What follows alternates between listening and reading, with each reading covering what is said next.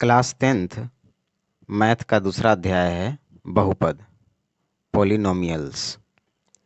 इस चैप्टर के सवालों को हल करने से पहले संबंधित कुछ बेसिक बातें हमें पता होने चाहिए ताकि कॉन्सेप्ट अच्छी तरह समझ आ जाए और सारे डाउट भी क्लियर हो जाए। वीडियो स्किप किए बिना धैर्य से एक एक बात समझते जाएं। आशा है आपको इस चैप्टर के लिए दूसरा वीडियो देखने की आवश्यकता नहीं पड़ेगी। आपको वो सारे पॉइंट्स मिल जाएंगे जो आपके लिए बहुत ज़रूरी है। तो सबसे पहले हमें इसमें पढ़ना है भूमिका। भूमिका पढ़ेंगे, फिर बहुपद के शून्यकों का ज्यामितीय अर्थ को समझेंगे, किसी बहुपद के शून्यकों और गुणांकों में संबंध समझेंगे और तब उदाहरण के द्वारा सवालों को अच्छी तरह से समझेंगे। भूमिका में हमें सबसे पहले पढ़ना है बहुपद की घात, the degree of the polynomials. बहुपद की घात उस बहुपद में चर की उच्चतम घात होती है। आइए उदाहरण से समझते हैं। बहुपद 4x + 2 में x की घात 1 है। अगला उदाहरण 2y² - 3y + 4 में चर y की घात यहाँ 1 है और यहाँ 2 है, तो y की अधिकतम घात 2 हुआ। इसलिए बहुपद 2y² - 3y + 4 की घात 2 हुआ। अगला एग्जाम्पल 5x³ - 4x² + x - 2 में चर x की घात यहाँ 1 है, यहाँ x की घात 2 है और यहाँ x की घात 3 है, तो सबसे अधिक घात यानी सबसे बड़ा पावर 3 है। इसलिए इस बहुपद का घात जो हुआ वो 3 हुआ। अगला उदाहरण 7u6 - 3/2u4 + 4u² + u - 8 में सबसे बड़ा घात 6 है, इसलिए बहुपद की घात 6 हुआ। अब तक जो उदाहरण हमने पढ़ा वो सारा के सारा बहुपद है, क्योंकि सब में चर का घात कोई पूर्ण संख्या था। जैसे 1, 2, 1, यहाँ देखिए 3, 2, 1, यहाँ देखिए 6, 4, 2, 1, ये सारा पूर्ण संख्या है, तो ये सब बहुपद है। लेकिन यहाँ व्यंजक देखते हैं 1/x - 1, यह बहुपद नहीं है। क्यों? क्योंकि इसका घात पूर्ण संख्या नहीं है। आइए समझते हैं।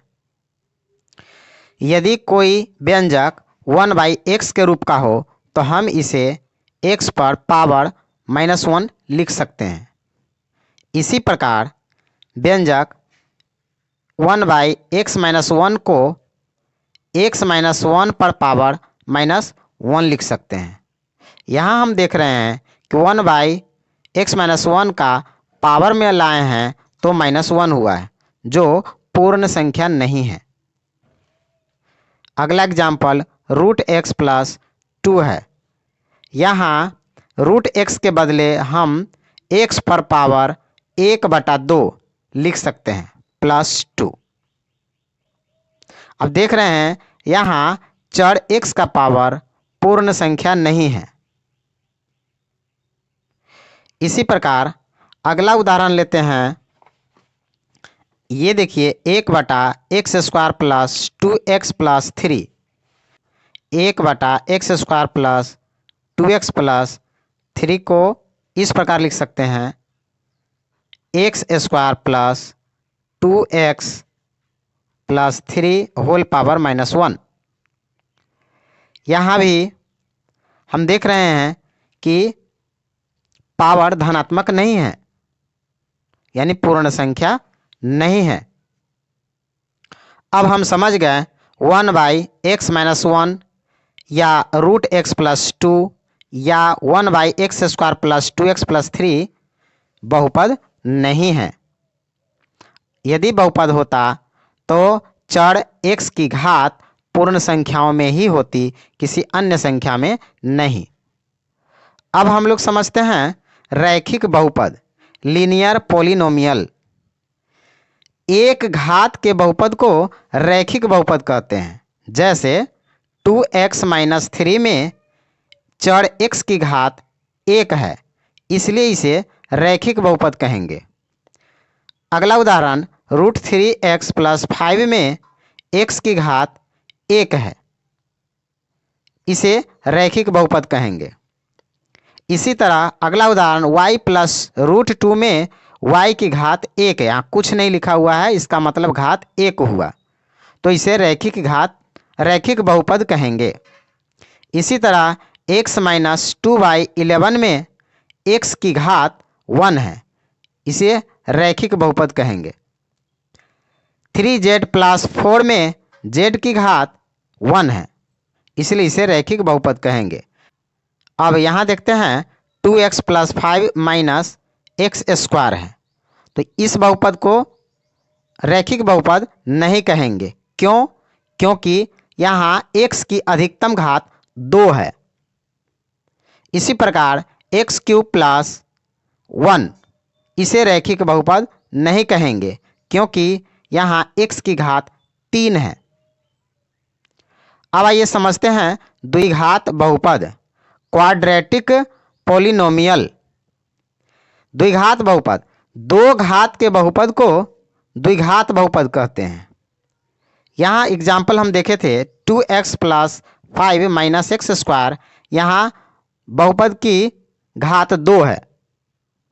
चर की अधिकतम घात ही बहुपद की घात होती है, और यहाँ चर की अधिकतम घात 2 है, इसलिए बहुपद की घात 2 है, इसलिए यह एक द्विघात बहुपद है। इसी तरह y² - 2 में बहुपद की घात 2 है, यह द्विघात बहुपद का उदाहरण है। इसी प्रकार 2 - x² + √3x में बहुपद की घात 2 है, ये द्विघात बहुपद है। इसी प्रकार ये सारे बहुपद का जो एग्जाम्पल दिया हुआ है, सारा के सारा द्विघात बहुपद का उदाहरण है। अब समझते हैं त्रिघात बहुपद, क्यूबिक पॉलिनोमियल। 3 घात के बहुपद को त्रिघात बहुपद कहते हैं। 3 घात के बहुपद को त्रिघात बहुपद कहते हैं। जैसे 2 - x², यह एक बहुपद है, इसका घात 3 है, इसलिए ये त्रिघात बहुपद है। अगला उदाहरण x³ लिखा हुआ है, ये भी 3 घात का बहुपद है, इसे त्रिघात बहुपद कहेंगे, और ये अकेला है, इसलिए एक पद वाले त्रिघात बहुपद कहेंगे। इसी तरह से √2x³ लिखा हुआ है, यह भी एक पद का बहुपद है, एक पदी बहुपद कहेंगे, लेकिन यहाँ पावर 3 है, इसलिए इसे त्रिघात बहुपद कहेंगे। अगला उदाहरण है 3 - x² + x³, यहाँ चर की अधिकतम घात 3 है, इसलिए यह एक त्रिघात बहुपद हुआ। अगला उदाहरण है 3x³ - 2x² + x - 1, यहाँ भी चर की अधिकतम घात 3 है, इसलिए यह एक त्रिघात बहुपद का उदाहरण है। अब हम लोग समझते हैं बहुपद का हल या शून्यक। इसे एक उदाहरण से समझते हैं।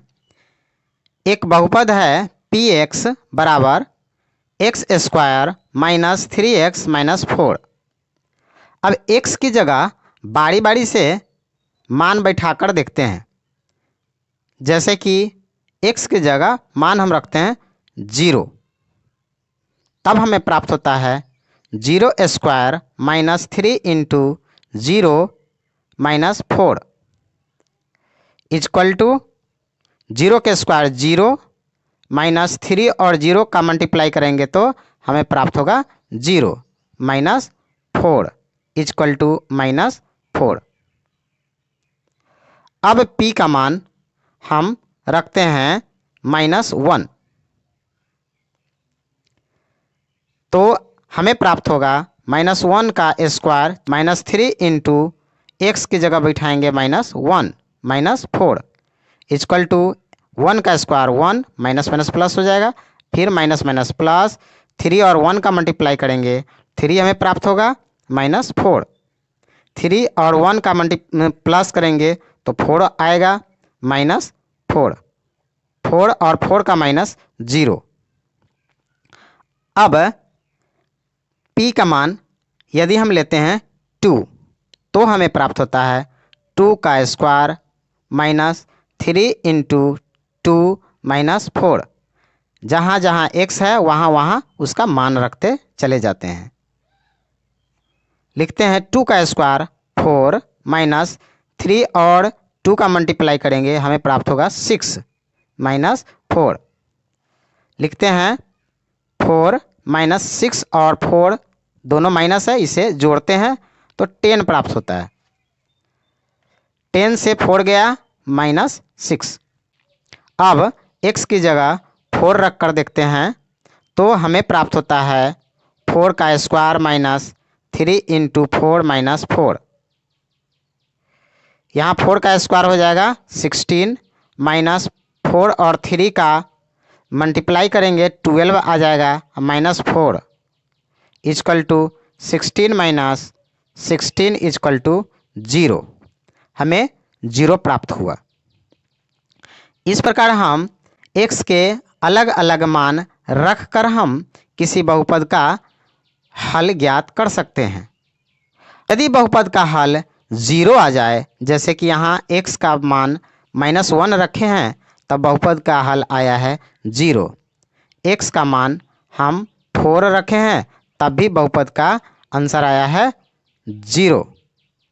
तो x का वैसा मान जो रख देने पर बहुपद का हल 0 आ जाए वह मान बहुपद का शून्य कहलाता है। बहुपद में x का ऐसा मान जो उसमें रख दे तो उसका आंसर 0 आ जाए 0 आ जाए तब हम उस मान को कहते हैं बहुपद का शून्यक। अब समझते हैं बहुपद के शून्यकों तथा गुणांकों के बीच संबंध। पहले समझते हैं रैखिक बहुपद में शून्यकों तथा गुणांकों के बीच क्या संबंध है। यहाँ अचर पद b है तथा चर पद x है और चर पद x का गुणांक a है। रैखिक बहुपद का शून्यक बराबर होता है माइनस अचर पद बटा x का गुणांक अर्थात -b बटा a। अचर पद b है सो लिखा हुआ है, x का गुणांक a होता है इसलिए a लिखा हुआ है। इसे एक उदाहरण से समझते हैं। ये रैखिक बहुपद है 3x + 1। इसका शून्यक निकालना हो तो लिखेंगे कि 3x + 1 = 0 होगा यदि 3x बराबर +1 इधर आ जाए -1 या x बराबर -1 ये 3 इधर गया -3 तो x का शून्यक हो गया -1/3।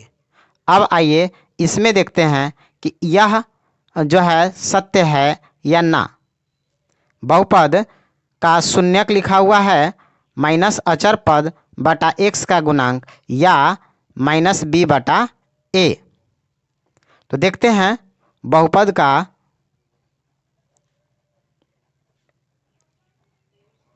शून्यक बराबर माइनस अचर पद।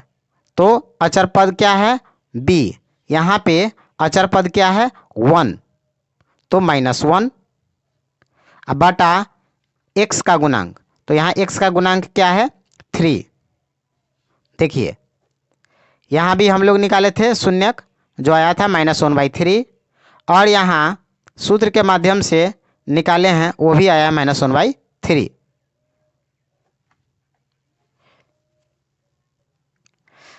अब हम समझ गए कि बहुपद का शून्यक होता है माइनस अचर पद बटा एक्स का गुणांक अथवा माइनस बी बटा ए। अगला उदाहरण लेते हैं द्विघात बहुपद। द्विघात बहुपद का व्यापक रूप है A X square plus B X plus C. यहाँ एक्स स्क्वायर का गुणांक है ए, एक्स का गुणांक है बी और अचर पद है सी। द्विघात बहुपद के शून्यकों का योग होता है माइनस एक्स का गुणांक बटा एक्स स्क्वायर का गुणांक। द्विघात बहुपद के शून्यकों का गुणनफल होता है अचर पद बटा एक्स स्क्वायर का गुणांक। अब मान लेते हैं द्विघात बहुपद के दो शून्यक है अल्फा तथा बीटा, तो हम इसे ऐसे भी लिख सकते हैं कि शून्यकों का योग अर्थात अल्फा प्लस बीटा बराबर माइनस एक्स का गुणांक माइनस एक्स का गुणांक। तो देखते हैं एक्स का गुणांक है बी, तो लिखते हैं बी बटा एक्स स्क्वायर का गुणांक। यहाँ है एक्स स्क्वायर का गुणांक ए, तो लिखते हैं ए। इस प्रकार हम लिख सकते हैं कि अल्फा प्लस बीटा बराबर माइनस बी बटा ए। दोनों एक ही है, दोनों में से कोई एक बात हम लिख सकते हैं। इसी प्रकार शून्यकों का गुणनफल की जगह हम लिख सकते हैं अल्फा इंटू बीटा और अचर पद की जगह हम लिख सकते हैं सी और एक्स स्क्वायर के गुणांक की जगह पर लिख सकते हैं ए। अर्थात हम लिख सकते हैं कि alpha into beta is equal to C by A. अब विचार करते हैं त्रिघात बहुपद पर। ये त्रिघात बहुपद का व्यापक रूप है A X cube plus B X square plus C X plus D. यहाँ डी अचर पद है, एक्स का गुणांक सी है, एक्स स्क्वायर का गुणांक बी है और एक्स क्यूब का गुणांक ए है।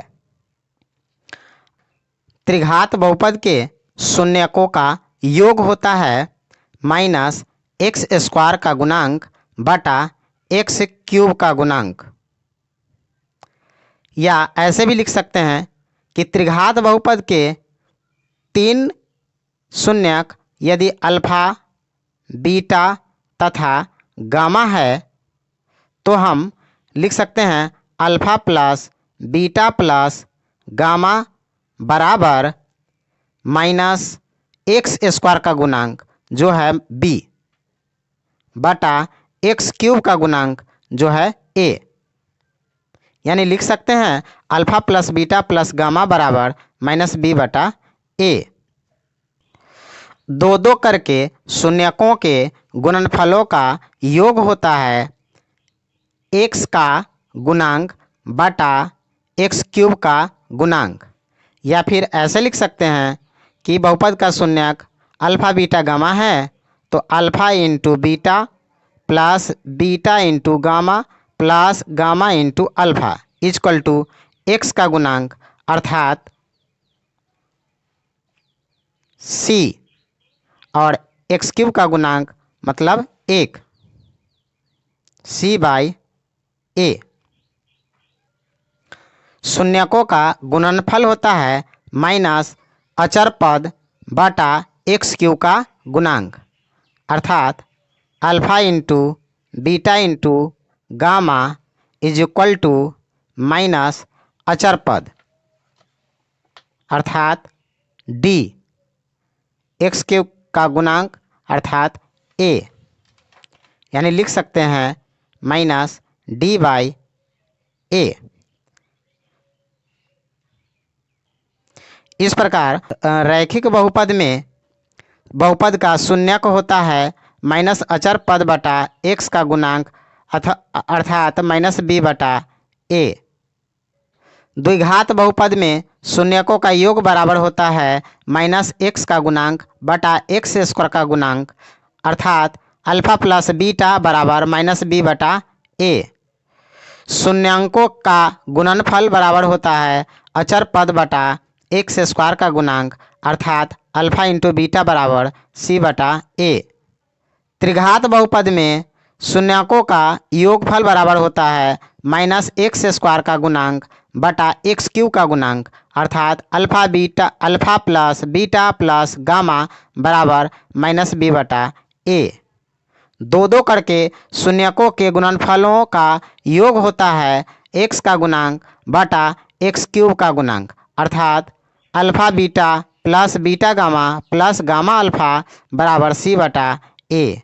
और शून्यकों का गुणनफल होता है माइनस अचर पद बटा एक्स क्यूब का गुणांक अर्थात alpha into beta into gamma बराबर माइनस डी बाई ए। अब समझते हैं बहुपद के शून्यकों का ज्यामितीय अर्थ। यह एक रैखिक बहुपद y बराबर 2x प्लस 3 का आलेख खींचा हुआ है, आलेखीय निरूपण है। रैखिक बहुपद का आलेख एक सीधी रेखा होती है। यह आलेख x अक्ष के एक बिंदु पर मिलती है। इसे पता चलता है कि इस रैखिक बहुपद का एक और केवल एक हल है। यह एक द्विघात बहुपद का आलेख है।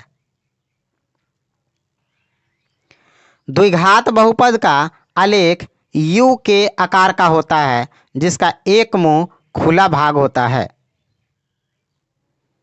द्विघात बहुपद का यह आलेख x अक्ष को दो बिंदु पर मिलती है। इसे पता चलता है कि द्विघात बहुपद के दो शून्यक है, एक शून्यक -1 और दूसरा शून्यक 4 है। ये दोनों आलेख भी द्विघात बहुपद का ही आलेख है। द्विघात बहुपद का आलेख U के आकार का होता है। यहाँ x अक्ष के दो बिंदु A और A डैश पर मिलती है। इसे पता चलता है कि द्विघात बहुपद का दो हल है अर्थात दो शून्यक है। यहाँ भी दो बिंदु A डैश और A पर मिलती है x अक्ष के। यहाँ भी x अक्ष के बिंदु A डैश और A पर मिलती है। इसे पता चलता है द्विघात बहुपद का दो शून्यक है।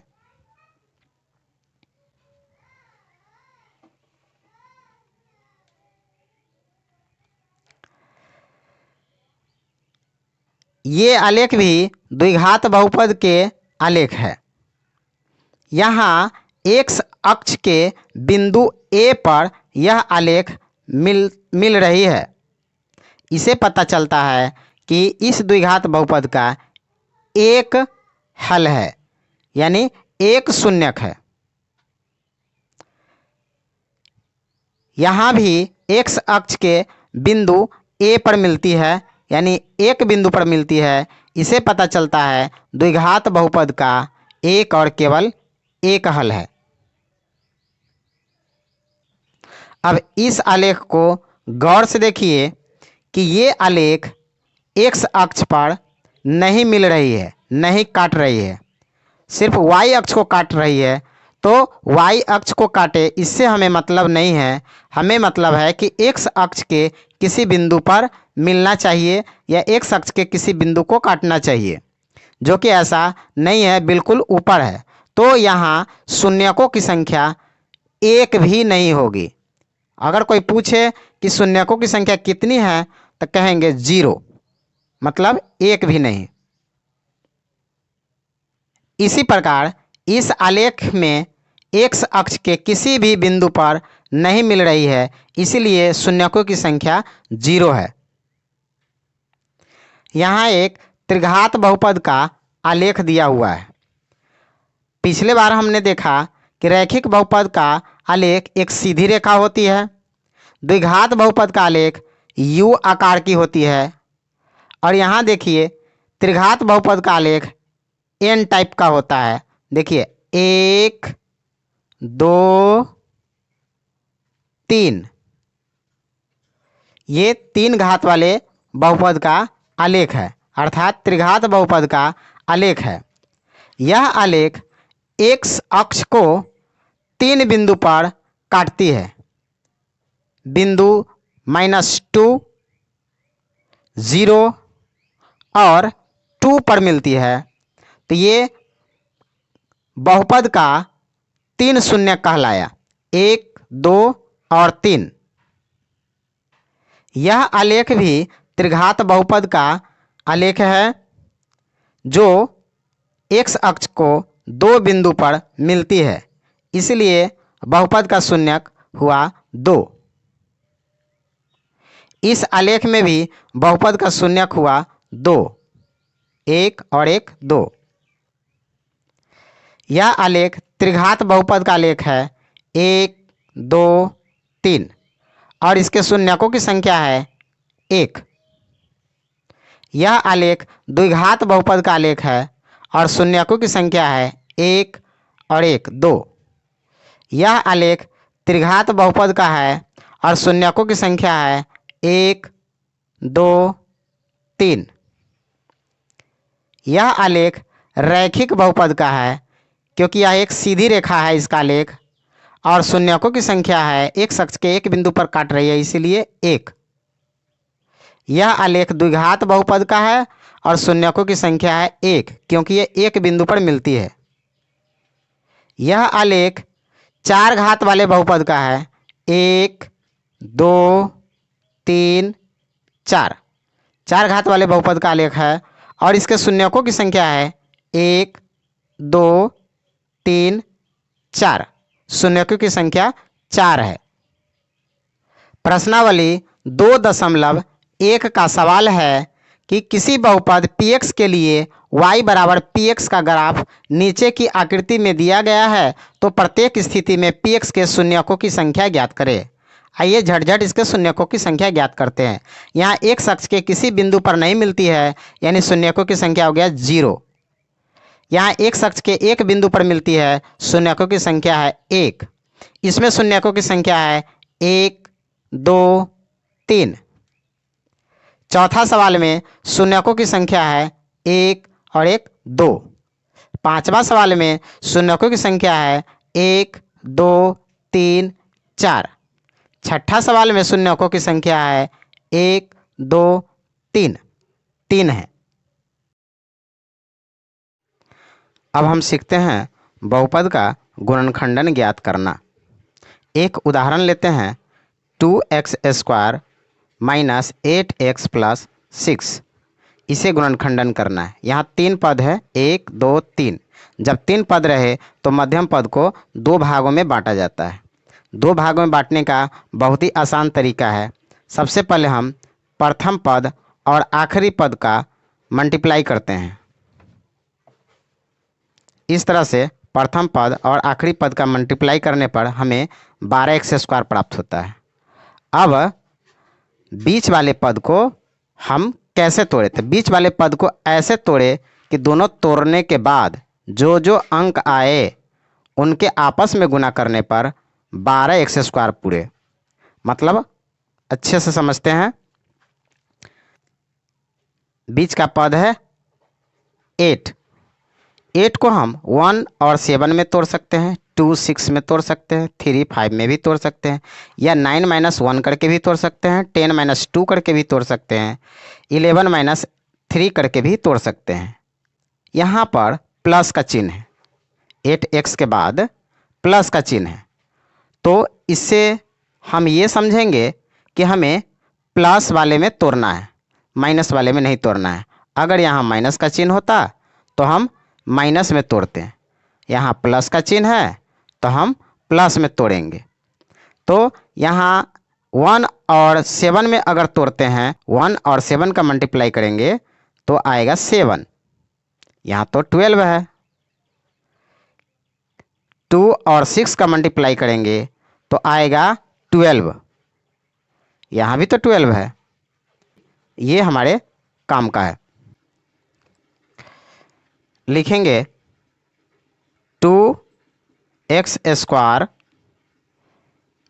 माइनस ब्रैकेट में हमें तोड़ना है 6 और 2 में, 6 और 2 में हमें तोड़ना है 6 एंड 2 में। क्यों? 6 और 2 का मल्टीप्लाई करते हैं तो 12 आता है, और 2 और 6 भी तो 12 ही आता है, इसलिए 6x प्लस 2x लिखेंगे। 6 और 2 जोड़ेंगे तो फिर से 8x आ जाता है, माइनस चिन्ह तो बाहर है ही। आगे है प्लस 6।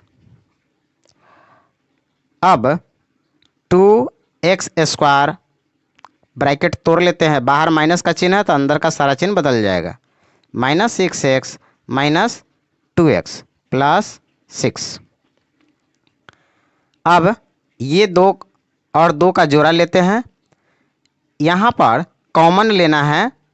यहाँ देख रहे हैं 2x और 2x दोनों में है, 2 और 2 तिया 6, 2 इसमें भी है, x इसमें भी है, x इसमें भी है, तो हम 2x कॉमन लेते हैं। 2 से 2 कट गया, x से x कट गया, 1x बचा जो लिख दिए, माइनस x से x कट गया, 2 से 6 3 मरतबा कटेगा तो 3 लिख दिए।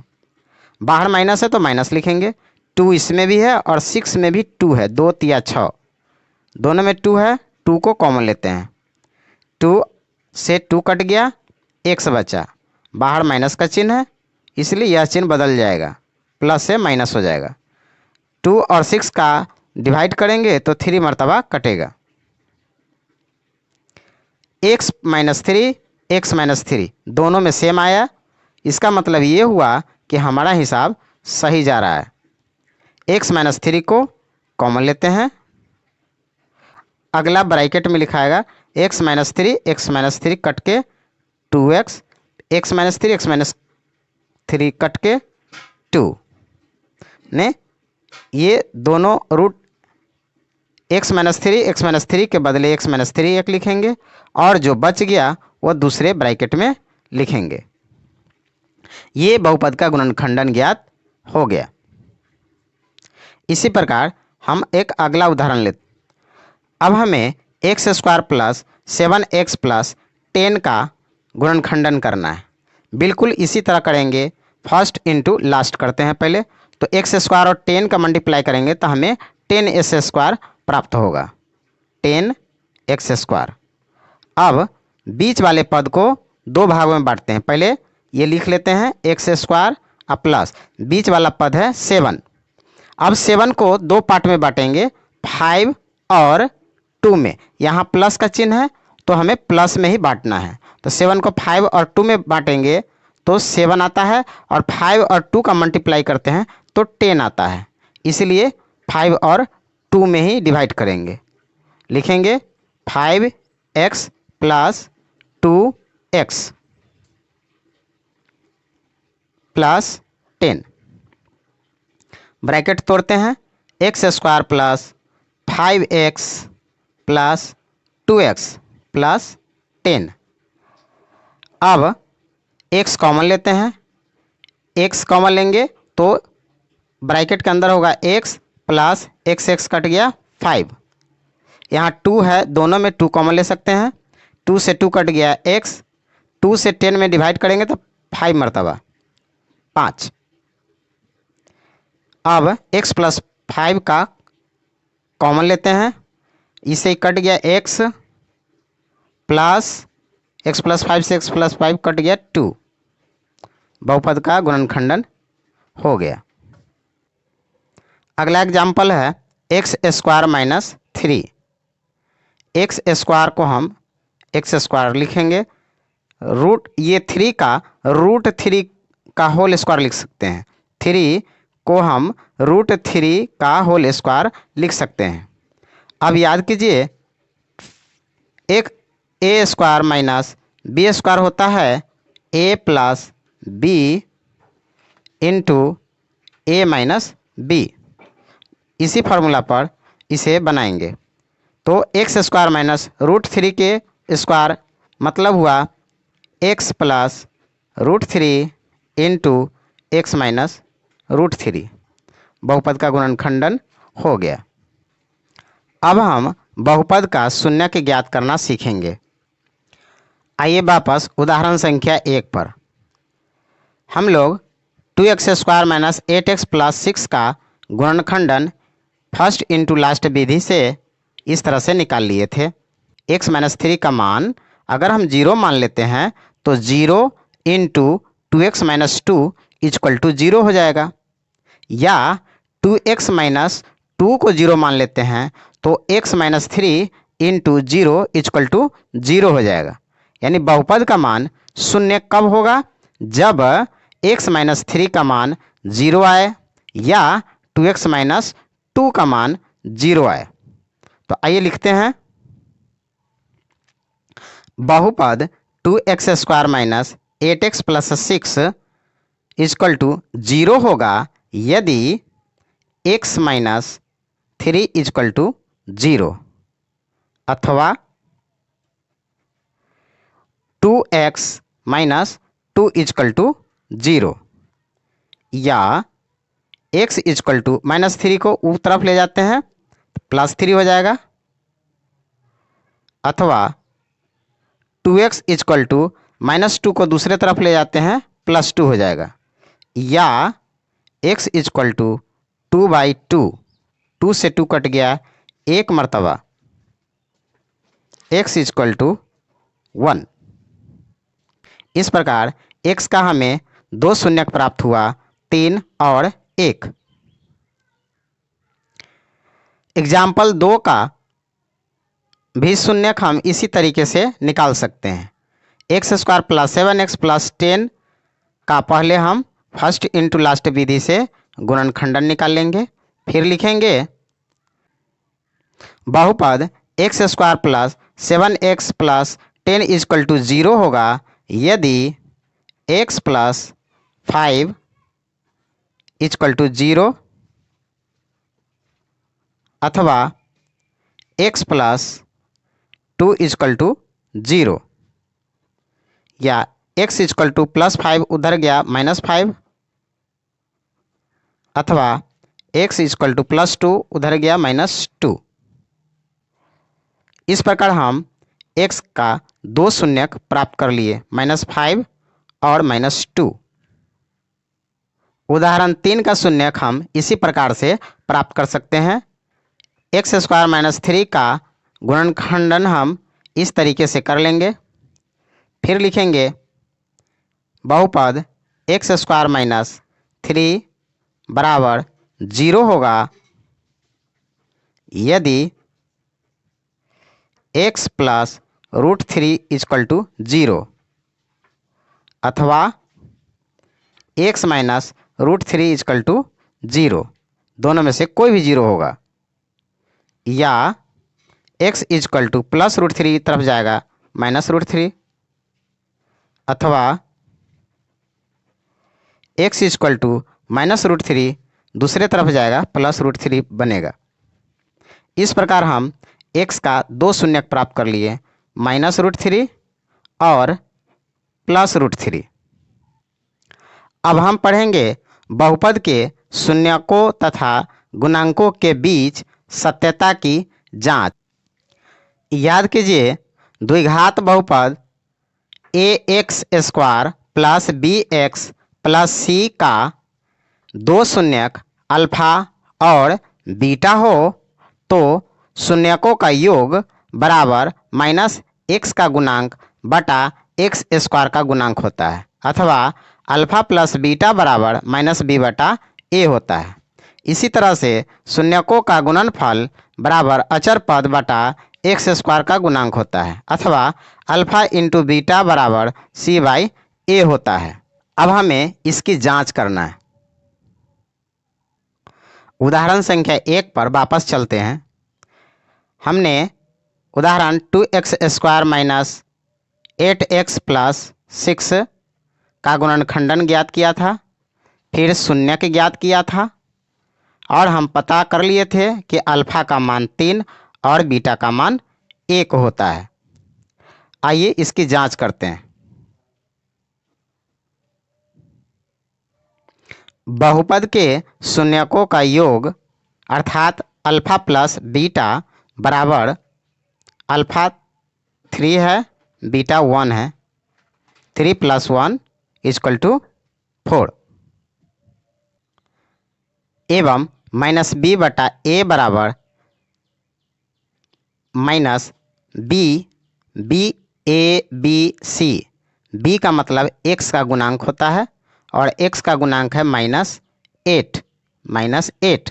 तो लिखेंगे यहाँ पर -8 बाई ए का मतलब होता है एक्स स्क्वायर का गुणांक जो है 2 minus minus plus 8 by 2 is equal to 4। इस प्रकार हम देखते हैं कि बहुपद के शून्यकों का योग और माइनस बी बाई ए बराबर होता है। हम लिख सकते हैं बहुपद के शून्यकों का योग बराबर माइनस बी बटा ए। यही साबित करना था। फिर शून्यकों का गुणनफल 3 इंटू 1, ये दो शून्यक है alpha beta, 3 into 1 is equal to 3। शून्यकों का गुणनफल को अल्फा इंटू बीटा लिख सकते हैं एवं अल्फा इंटू बीटा होता है सी बाई ए इजक्वल टू सी का मतलब अचर पद। देखिए यहाँ पे अचर पद है 6, ए का मतलब एक्स स्क्वायर का गुणांक जो है 2, 6 बाई 2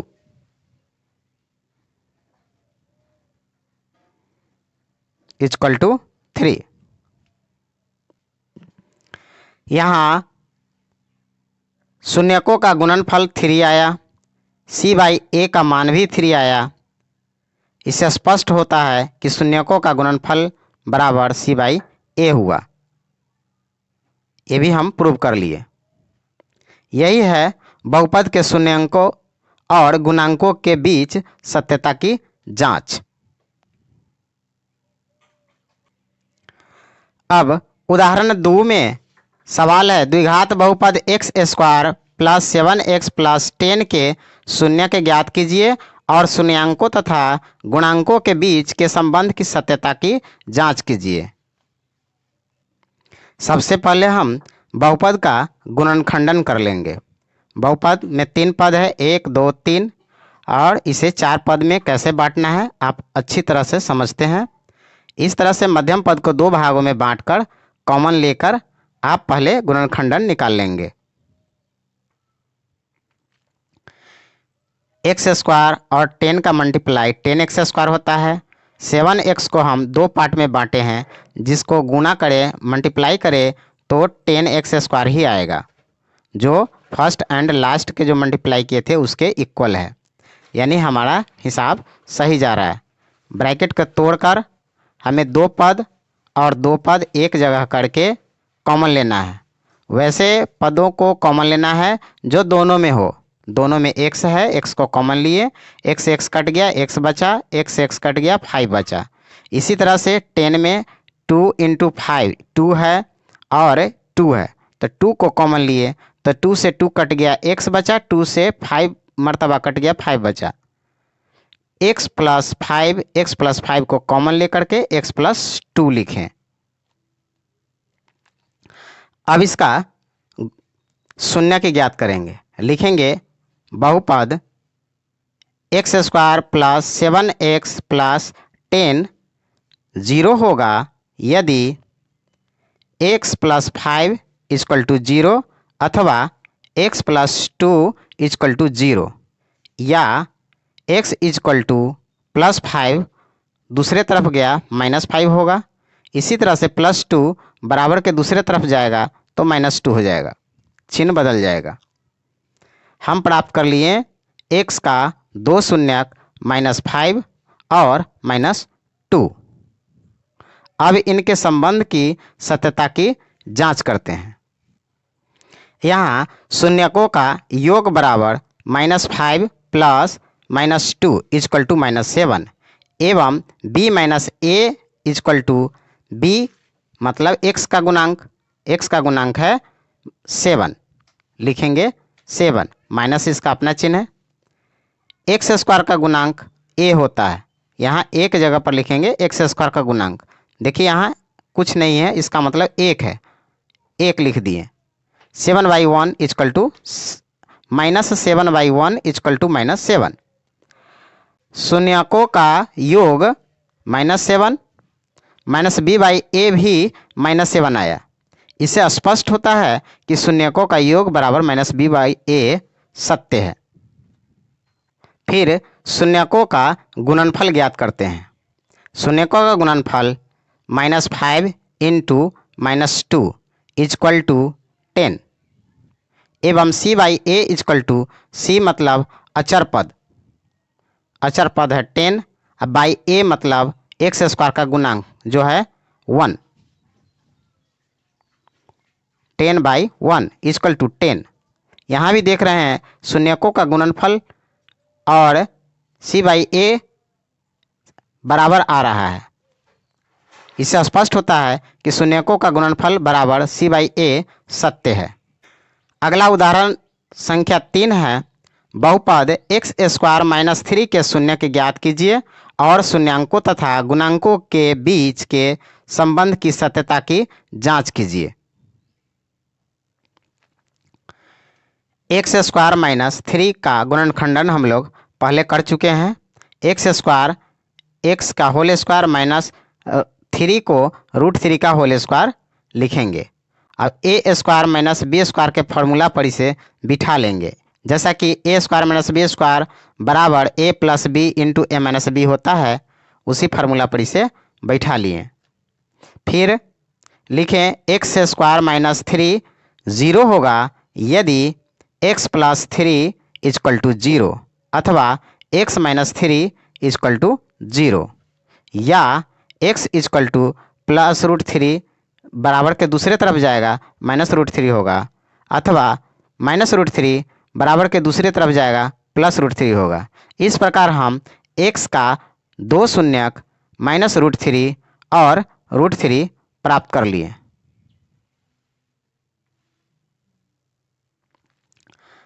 अब हम शून्यकों का योगफल न लिखकर अल्फा प्लस बीटा भी लिख सकते हैं, जहां अल्फा -√3 और बीटा √3 है। यानी शून्यकों का योगफल अल्फा प्लस बीटा बराबर -√3 + √3 = 0। फिर अब -b/a का मान निकालते हैं। ये मान निकालने से पहले इसे समझ लेते हैं। हमें तो यहाँ दो पद है, x² - 3 है।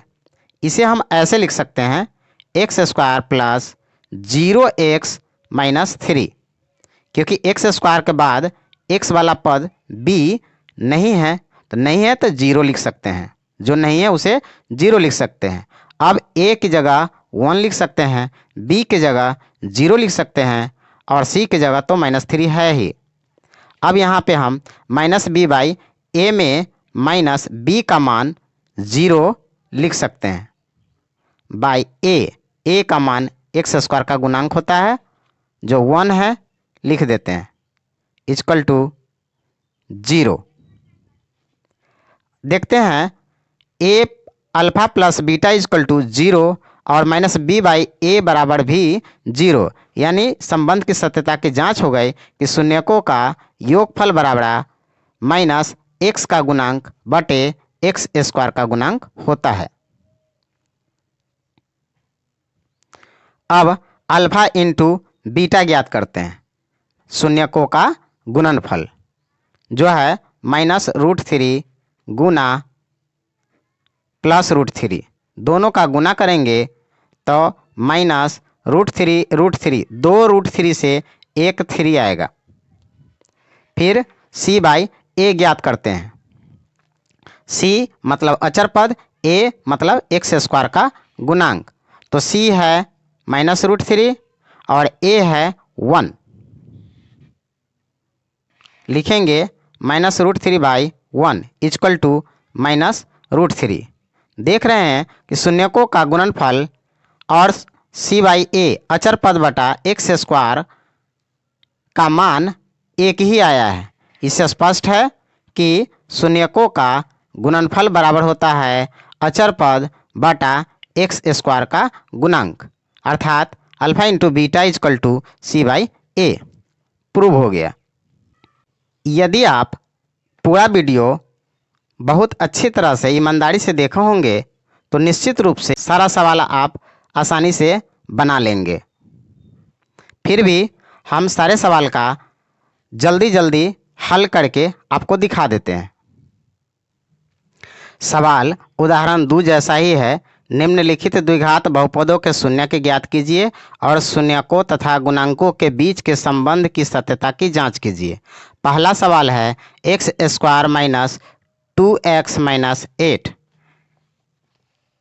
ये देखिए पहला सवाल x square minus 2x minus 8 कैसे बना है।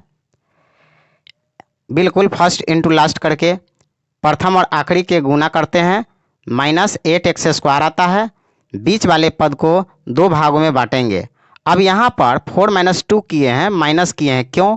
हम उदाहरण में बताए थे यहाँ पे प्लस होगा तो समझ जाएंगे हमें जोड़ना है। एक पद को तोड़कर जो है जोड़ में तोड़ेंगे, एक पद को जोड़ में तोड़ेंगे, तोड़ के दो पद बनाएंगे। अगर माइनस रहे तो एक पद को घटा करके जो है दो पद में बनाएंगे। तो इसी आधार पर 4x माइनस 2 लिखे हैं। 4x माइनस 2 बराबर 2 पूर जाता है और 4 दूना 8x स्क्वायर भी पूर जाता है। अब इसे तोड़े, माइनस है एक्स स्क्वायर माइनस है तो चिन्ह बदल गया सबका, माइनस से प्लस हो गया, माइनस 8 हो गया। फिर दोनों से x कॉमन लिए, x माइनस 4, इसमें से 2 कॉमन लिए, x माइनस 4, x माइनस 4 का कॉमन लिए तो x प्लस 2 अगला डब्बा में हो गया। x माइनस 4 कॉमन लिए तो अगला ब्रैकेट में x प्लस 2 आ गया। बहुपद x square minus 2x minus 8 is equal to 0 होगा यदि x माइनस 4 इजकल टू 0 अथवा x प्लस 2 इजकल टू 0। इस तरह से माइनस 4 इधर गया, प्लस 4 हो गया, प्लस 2 इधर गया, माइनस 2 हो गया। x का मान जो है 4 और माइनस 2 आया, अल्फा 4 और बीटा माइनस 2 आया। ये बहुपद का दो शून्यक निकल गया। अब हम इसकी जांच करते हैं। Alpha plus beta is equal to होता है शून्यकों का योग, जो जोड़ करके हमें 2 आया। फिर माइनस बी बाई ए का मान निकालने पर भी हमें 2 आया। इस तरह से alpha plus beta is equal to minus B by A. चूँकि ये सारे सवाल का जवाब हम अच्छी तरह से उदाहरण में बता चुके हैं, इसीलिए जल्दी जल्दी हम यहाँ बता रहे हैं। फिर अल्फा इंटू बीटा माने शून्यकों का गुणनफल 4 into minus 2 is equal to minus 8 और सी बाई ए, सी यहाँ देखिए माइनस 8 है और ए है 1 तो minus 8 by 1 is equal to minus 8। दायां पक्ष बराबर तो बायां पक्ष भी बराबर, alpha into beta is equal to C by a. Prove हो गया। प्रश्न संख्या 2 है 4s square minus 4s plus 1। आइए बनाते हैं। 4s square minus 4s plus 1 को फर्स्ट इंटू लास्ट विधि से गुणनखंडन तोड़ लेते हैं। ये 4s स्क्वायर और 1 का मल्टीप्लाई करेंगे तो हमें प्राप्त होगा 4s स्क्वायर। यहाँ पर प्लस का चिन्ह है, इससे पता चलता है कि 4s को हम प्लस में तोड़ेंगे, यानी कि 2s और 2s ब्रैकेट तोड़ने के बाद सारा चिन्ह बदल जाएगा। बदल गया।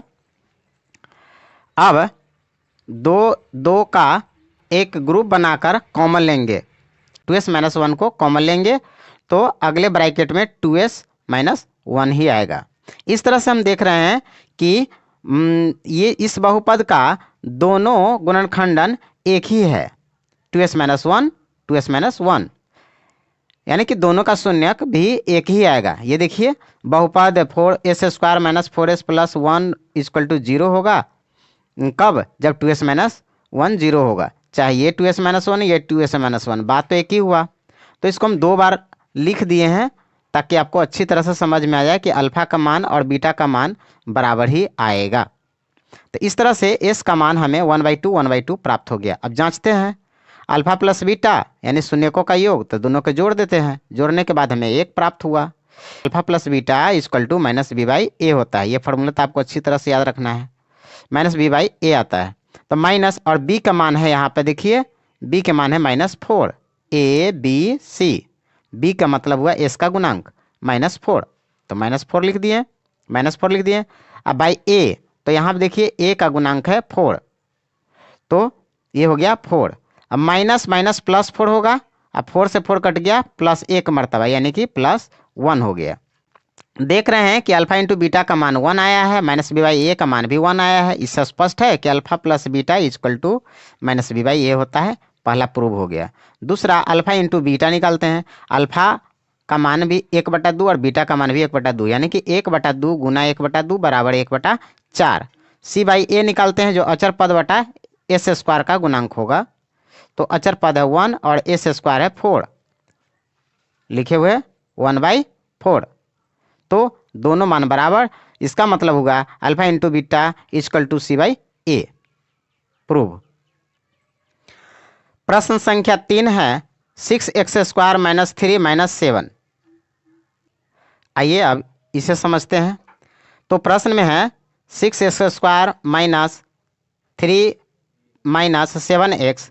इसको पहले हम क्रम में सजा लेते हैं, पावर 2, पावर 1 और बिना पावर वाला को, अचर पद को इस तरह से घटते क्रम में सजा लिए। पहले 6x² लिखें, फिर 7x लिखें, फिर -3 लिखें।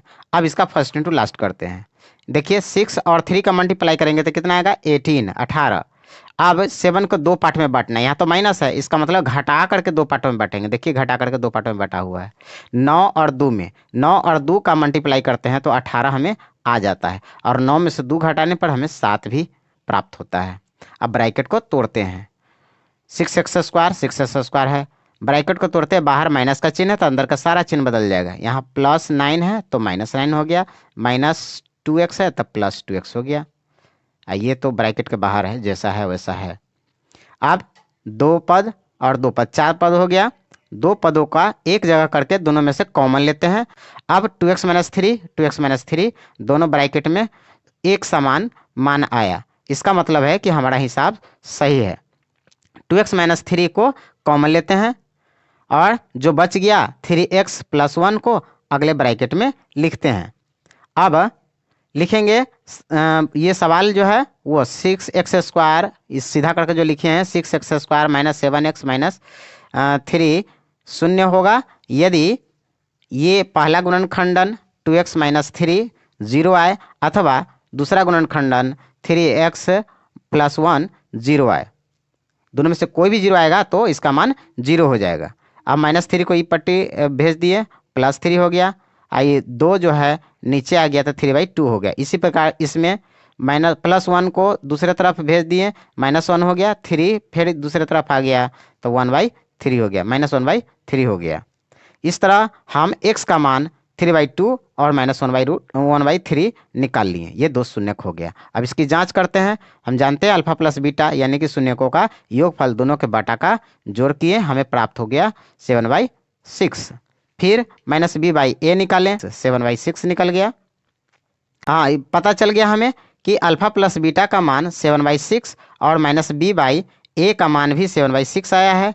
तो इस प्रकार हमें alpha plus beta equal to -b/a prove हो गया। फिर अल्फा इंटू बीटा निकालते हैं, तो अल्फा इंटू बीटा हमें प्राप्त हुआ है -1/2।